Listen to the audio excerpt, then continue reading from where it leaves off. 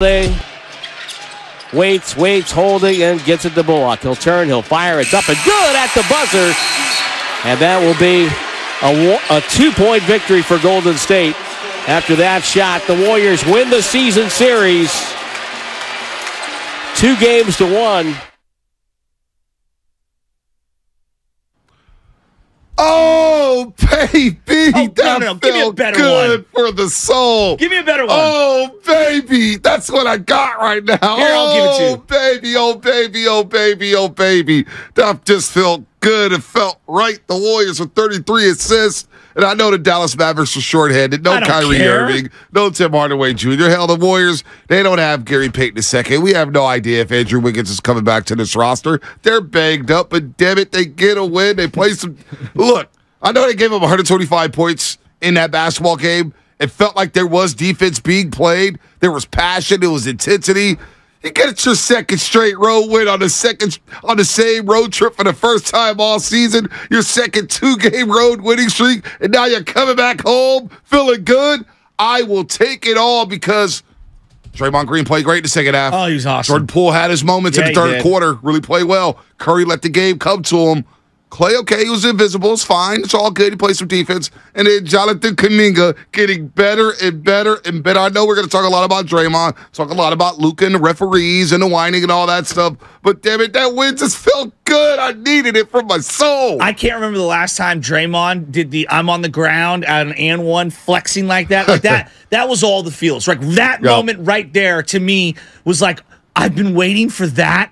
For how long? It feels like since last summer. And maybe I'm being over the top here, but like honestly, when was the last time you were that charged up over a Warrior win? No, it felt really, really good. Didn't it? It felt really good. They've been struggling down there at the American Airlines Center in Dallas. That's a cool stadium. I like that stadium. When they I like zoom the out background. and they come in, because you guys do a good job of showing out front. Yep. It just looks really cool. It does look, the Metroplex, that Yeah, I whole like area it. is really nice. I've yet to go down there. Should have gone down there.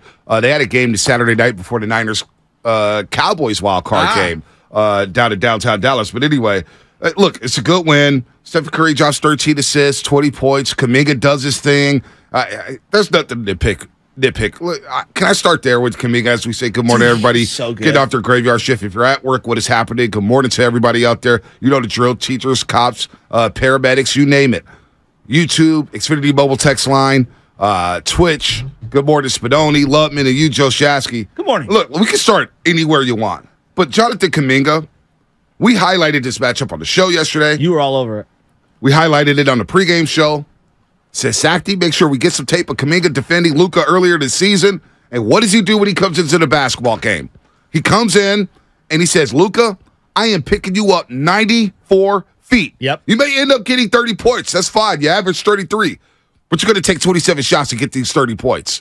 And I'm going to make sure that I don't foul you. And he's learning where to be. I mean, offensively, he can do it all. The three is starting to hit. Hey. The mid-range jumper is starting to hit. He's dunking on people's heads. Yeah. But the fact that he set the tone and said, okay, Wiggs is out. Let me gobble up these 30 minutes. I'll gobble up 30 minutes and 30 seconds, and I'm picking up Luka full court, and I'm going to make it hard for him all night long.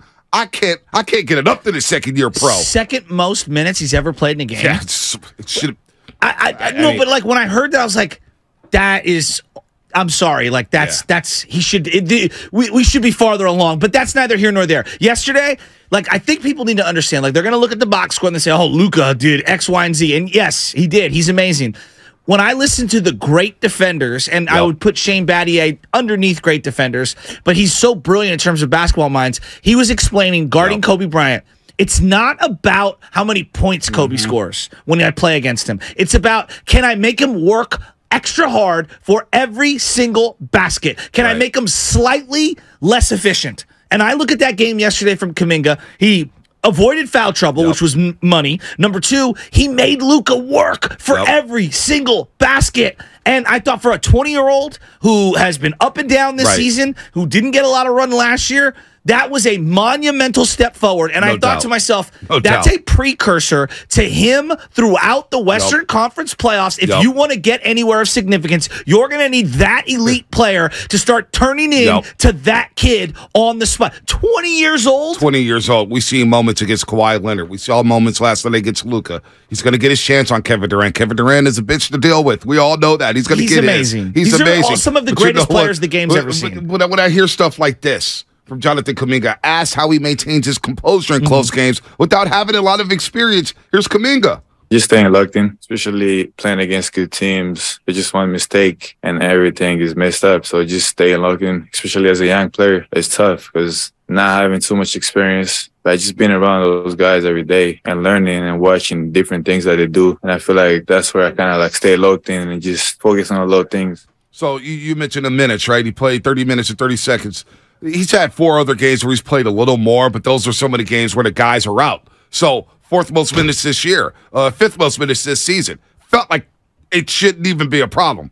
The fact that he only has 8 30-minute games this year, 30-plus minute games. Because when I talk to Mully and I talk to D-Ray and I talk to other players and I talk to other scouts from the opposing team, they're saying, why isn't Jonathan Kuminga playing more? We've been yelling, since we're blue in the face all season long. Why isn't Jonathan Kuminga playing? That's in the past. We're now moving forward with 8 games left. If he doesn't play 25 to 30 minutes a night from here on out the rest of the way, there's something's wrong here. And if you're going to tell me that defense is the most important part of winning in the playoffs, then what did you watch last night? That's my point. Like outside of Draymond, I would maybe put Looney, but right now, in terms of most valuable on the perimeter, given the elite talent that the Western Conference has, he might be the second most important defender for the Warriors right now. Right now. Because Dre's always going to be the anchor, but you got to have dudes on the outside who can cover. And the fact that he didn't stay in foul trouble all game was a monumental step forward. This kid can do it. This kid can do it. And people are going to look at the rebounds and say, well, he only grabbed 3 rebounds. He's face guarding one of the toughest defenders. The same thing that happened with Kawhi Leonard. You played on the perimeter. So when I talked to and Bully loves JK. We love JK from the minute we saw him in the California Classic. He's 20. The minute we saw him in the California Classic, 5 minutes into that basketball game, his first ever NBA game, we looked at each other and said, we love this guy. From day one. I know. From day one. You know what? Bully, I ask Bully all the time, and D-Wright came in this studio. Yeah. He sat here for an hour on the draft show and said, yeah, if they get the pick, go get Kuminga. That's the guy. Well, and I thought that offensively, you start to see the game grow a little, Bonte. And just hear me out here. As Steph, maybe he's at his all-time height of powers. Right. But as he starts to slowly tick down, you see a floor game like he had last night, and you start to envision, could Steph become more of a distributor as years go on? Like I'm envisioning down the line. Steve Nash, right? pick and roll game with Jonathan Kuminga. I mean, Bonte, the way he moved the ball last night, he'll always be able to shoot, right? Yeah. But in terms of anchoring an offense, if he just takes a slight step back over the next couple of years and JK takes that big leap forward, can't you envision scenarios where Curry is running like that point guard more traditionally? Like he threw some sick dimes yesterday. It's been in my head. It's been in my head the last, 2 months because of the way Kuminga could go to the basket. He's 9 of 11. Shot discernment. All right? He's understanding his role. He talked to us on the postgame show yesterday. He's saying, I now know where to be on the floor. I know where to be offensively. I know where to be defensively. I know how to be patient. Don't take the first shot that's presented to me.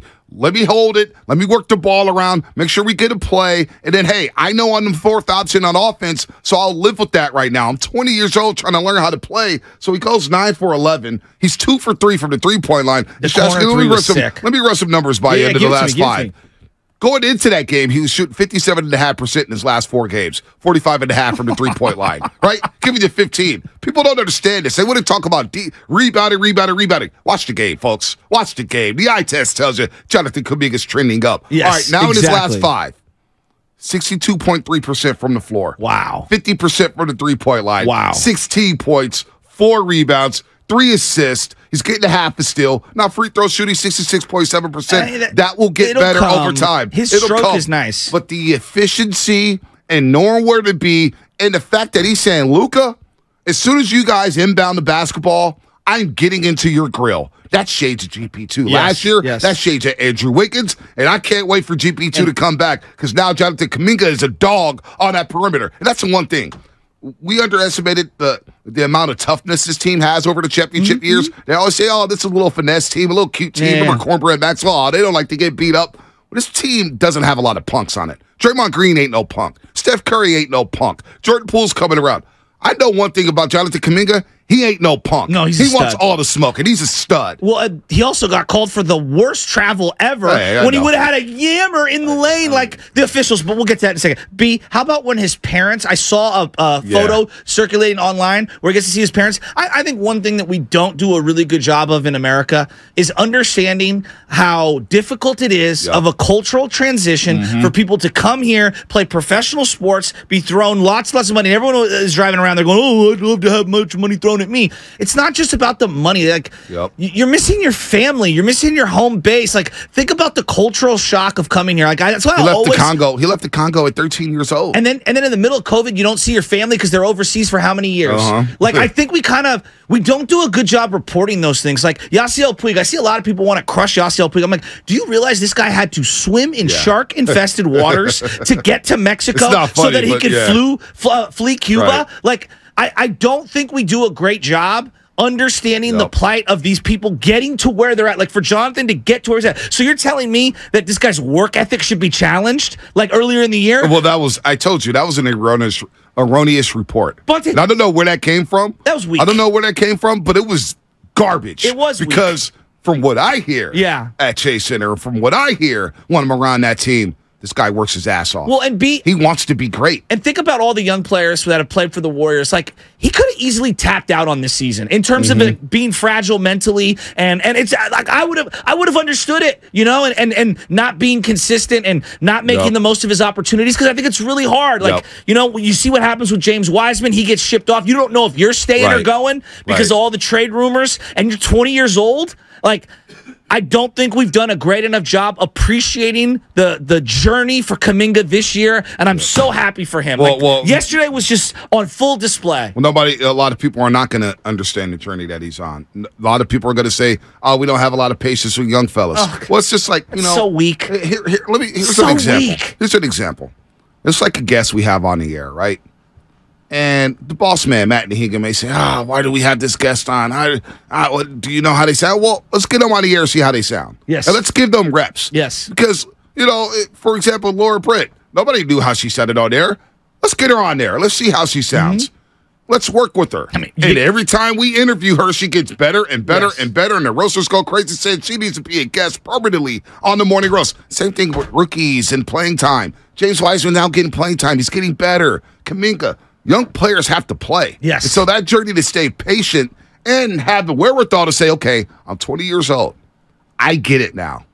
They're playing for banners.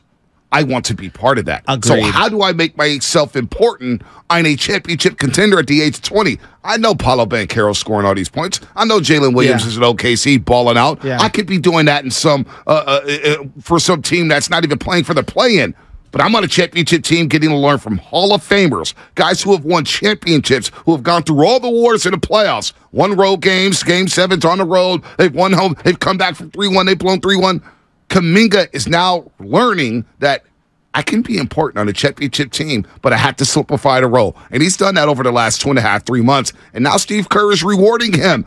Patience, folks. You have to have patience with young fellas. And the media members, too. There's media members who crush him every single day. It's unfair. Well, Kuminga this and Kuminga that. Don't worry about Kuminga. What about the veterans? Kuminga's coming into his own right now, and I can't be more. I'm so damn thrilled for him. Well, and there's the immediate of helping within this season. It's hard not to look forward, B, because the fountain of youth for that San Antonio roster was when Kawhi Leonard went from being some guy that they traded for who developed into an absolute defensive stopper and then eventually became. He grew into his role offensively. Absolutely. He worked on his game offensively and then defensively, it Kawhi all Leonard's came one of together. the greatest players the NBA's Yeah, ever but we seen. didn't know that coming out. No. When he came out of San Diego State, he was a one-trick pony. I didn't think he had any offense. Yeah, I didn't either. That San Diego State team lost to UConn in the Sweet 16 down at the Palm. The coach, Kemba I Walker. feel like, has always been a dirty coach. Steve Fisher. Yeah, but Kawhi was a one-trick pony. He had no offensive game. No doubt about it. And look, I'm not here to say that Kuminga is Kawhi. That's not what I'm saying. I'm saying there's a metaphor there when you're watching it, and it's reminiscent of what Kuminga's going through right now. If the Warriors' big three core wants to win another championship, Jonathan Kuminga's going to have to be a massive part of that. No doubt. We just ripped for 20 minutes on Jonathan Kuminga. He played his ass off, and trust me, I talk to Mully every night. And Kuminga said, Mully's always like, Kuminga should have been playing 30 minutes. We all love Kuminga. Well, and it gives you a level of toughness and athleticism that you just don't have. No, you don't. I mean, like, be in a league full of guys who could jump and move and run. He's at the top. He was all-time awesome. I mean, if we were just to do like a skill set, I mean, honest to God, if I told you he played wide receiver in the NFL, you know he would be a stud. Yeah, no doubt. And it was cool to see him after the game with his mom right there smiling. His pops looked tall. That was really, really cool. I can't wait to catch up with him. Yeah, I could see his face. Even the moms. Look at mom's smiles. Because I know how. That was so cool. I know foreigners, like, and his parents. Yeah. Their pictures when they first came to America, they never smile. Why? I don't know. It was just a thing. It was just like, well, in America, we just saw people. All the old photos back in the day, like, you look at the old, 75 or more years ago, nobody smiled in any of them. Nobody smiled. It was literally like, hey, all right, boom, we take the picture. Nobody smiled. So, but it was good to see them smile. It wasn't like selfie culture now. No. You know what the worst picture is these days? Real quick while we're here. When people do this one, we're like, it's like the album looking cover, away. the looking away album cover photo for your selfie on Instagram. Whatever. I think it's the weakest one. You guys know exactly what I'm talking about. I know exactly what you're talking about. God, Warriors win last night. Good. Warriors win last night. All right, the second half, because Draymond Green, you need this joker so bad. He gets into foul trouble in the first 15 minutes of the game, picks up 3 fouls, 2 quick ones in the first quarter. The charging one, the block, the crashing pass. He literally, because he didn't touch anyone. Yeah, he threw it was going to be a dunk. He threw a pass, splits the 2 defenders, and they call him for foul. And I'm like, wait a minute, he didn't touch anyone. Then they show the replay. There was no contact. Refs are all time bad. I don't even want to get to it, but I don't even care about the refs. But it put them in the bonus. It did put them in the bonus. Put Draymond Green in foul trouble on the bench. But here's what I'm getting to. Sorry, like a seasoned vet, he responded in the second half. Over 17 minutes of action, 3 block shots, 3 steals, 12 points. He goes on a 7-0 run in the third quarter alone to get the Warriors off to a good start in the third quarter when they go up 9, 87-78. Draymond Green played excellent basketball down the stretch. And you know what? This lineup that they have, whether it's Looney or Draymond, I get that they start Looney and Draymond together. But I like it with Steve Kerr later. The game splits them up. Yes. It goes to a one big lineup. You either go Looney, and you have Kuminga, you have DiVincenzo, you have Poole, you have Clay, you have Steph, whoever it is. But you go one big because it allows you a lot more spacing offensively. When you have Draymond Green and Kevon Looney there, okay, I get it, defensive purposes, but the paint is congested. And when you play a team like the LA Lakers, when you play a team like the Memphis Grizzlies, you don't think Mike Brown in Sacramento the next time they play the Golden State Warriors, he's going to say, leave Draymond Green wide open. But when you split them up, you can't do that. You get Draymond Green down on the block in that split action post-up game. And so and then I love the way he played. His IQ was shining through His yesterday. IQ was shining through. And so I thought Looney and Draymond played well off of each other, even though they didn't play a lot together. Looney with another double-double. And then Draymond Green finishes with 14 points, 8 assists, and 4 rebounds. He played great last night in the second half. JP was awesome in that third quarter, especially I think it was the end of the third, start of the fourth. Well, he started getting saucy. He did. He started getting saucy. He had the one play. I love the one where he goes a couple like this. times, but that's I know. the thing. But he does that one play where he stops in the lane and the guy's on him like glue, and he does the one arm old school man like ball fake, and then he throws it up. God, JP needed that. No, he needed those moments. Well, I thought he played a really controlled basketball game yesterday. You look at the third quarter where he started getting saucy, 3 assists, 9 points. You look at the overall box score for Jordan Poole, no turnovers. No turnovers. No 16 turnovers? points, I didn't know 6 assists. I love the mid-range jumper he settled for late in that game, late in that basketball game. 0 for 4 from the three-point line. And I'll give the Dallas Mavericks credit.